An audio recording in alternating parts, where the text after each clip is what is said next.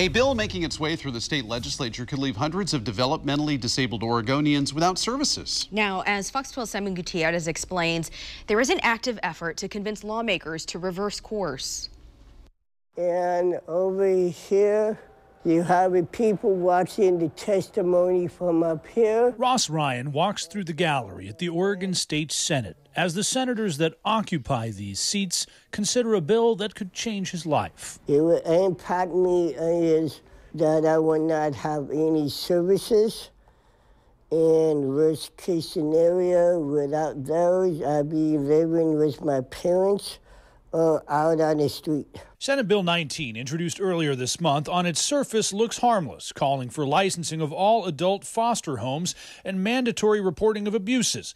But in language tucked away on page 12 of the bill, a proposal by the Office of Developmental Disability Services to change the definition of intellectual disability. Our proposal on this was really to give us some flexibility around more detailed aspects of what is in statute. Right now, people with an IQ below 75 are considered by the state to be intellectually disabled.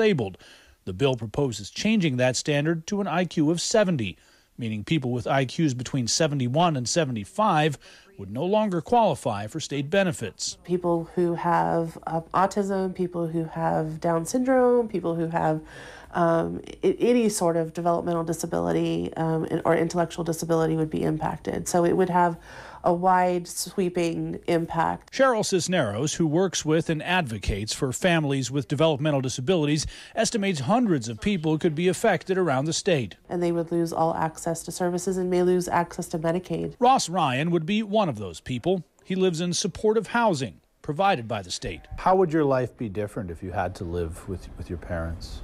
I'd be doing chores around the house, and I would not be successful in the community, in my job, and I would have a whole lot of independence. Right now, the bill is being considered by the Senate Committee on Human Services. And that committee could still change the language of the bill before it goes to a vote here on the Senate floor. It sounded like they care. A man who values his independence, Ryan recently attended a work group where lawmakers discussed Senate Bill 19, asking senators to consider leaving the IQ threshold the way it is. You feel like they'll do the right thing? Yeah, I feel like they would do the right thing versus the wrong thing. Knowing his way of life depends on it, Ryan's hoping his gut feeling is right. Yeah. In Salem, Simon Gutierrez, Fox 12 Oregon.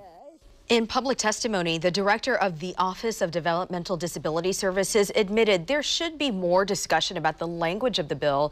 She says the agency put that language in the bill to get the state more in line with federal standards.